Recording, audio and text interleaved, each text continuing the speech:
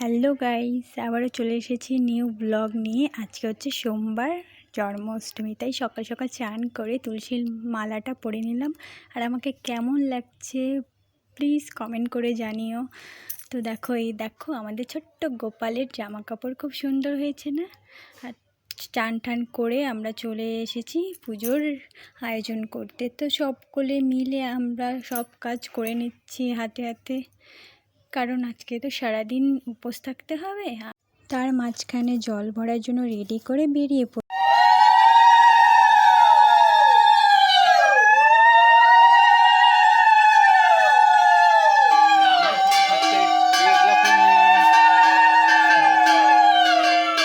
সকলে মিলে চলে যাচ্ছি গোপু সোনার জন্য জল ভরতে। আর এই দেখো, আমার প্রচণ্ড লজ্জা পাচ্ছিল, কারণ এই দেখো সকলে মিলে আমাকে নিয়মগুলো বলে দিচ্ছিল, কারণ আমি তো ফার্স্ট টাইম করছিলাম। আর জন্মাষ্টমীটাও আমার জীবনে আমি ফার্স্ট টাইম করলাম। তো আমি তাই কিছুই জানতাম না, আমাকে সকলে মিলে দেখিয়ে দিচ্ছিল।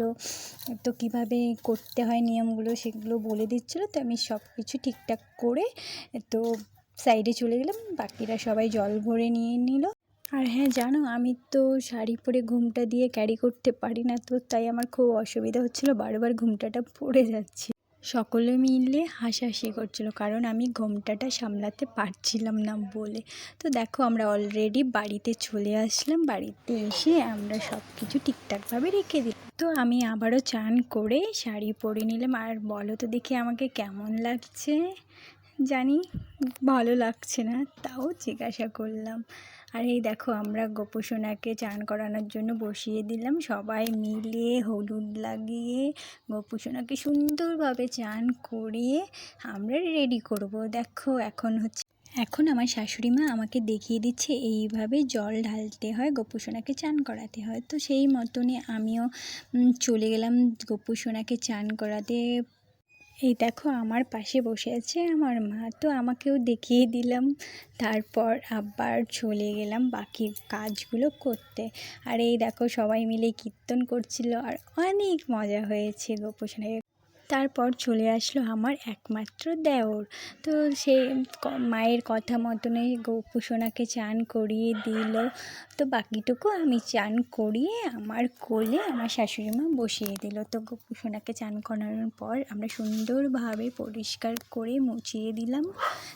সকলে মিলে গোপু সোনাকে নিয়ে চলে আসলাম দোলনাতে। তো এখানে দেখো, অলরেডি গোপু সোনাকে দোলনায় বসিয়ে দিয়ে আমরা সকলে মিলে গোপু সোনার জন্য চকলেট নিয়ে এসেছিলাম। তো গোপু সোনাকে চকলেট দেওয়ার পর দেখো, আমাকেও একটু দেখিয়ে দিচ্ছি তার পাশাপাশি। তারপর গোপু সোনাকে সব কিছু দিয়ে গোপু সোনাকে খাওয়াই তো চলে আসলাম ঘরে। তারপরে এই দেখো, খুব ভোর ভোর টাইমে তো আবারও চান টান করে আমরা রেডি হয়ে গেলাম পুজো দিতে।